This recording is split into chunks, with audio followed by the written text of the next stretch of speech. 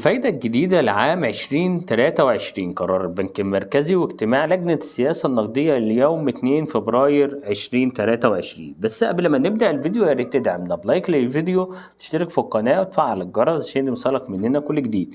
ما تنساش تاخد جولة في القناة فيها كل ما يخص استثمار أموالك من أول 1000 جنيه.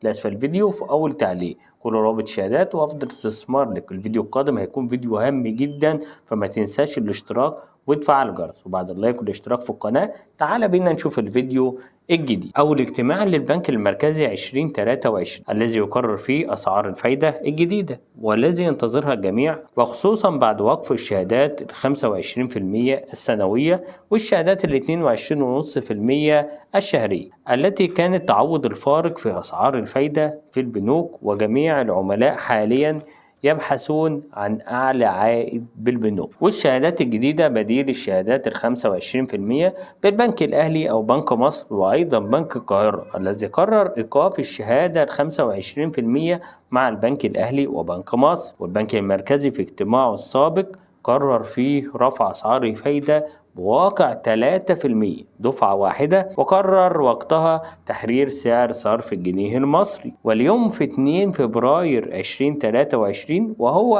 أول اجتماع للبنك المركزي في سنة 23 والذي يتخذ فيه قرار أسعار الفايدة الجديدة. وحاليا ينقسم جميع المحللين إلى نصفين، منهم إلى رفع ومنهم تثبيت، ومن يرون رفع أسعار الفايدة وذلك بسبب ارتفاع نسبة التضخم ورفع الفدرالي الأمريكي أسعار الفايدة وزيادة الأسعار وجذب الاستثمار الأجنبي. ولكن النصف الآخر يرون تثبيت أسعار الفايدة، وخصوصا إن البنك رفع أسعار الفايدة 3% في الاجتماع السابق دفعة واحدة.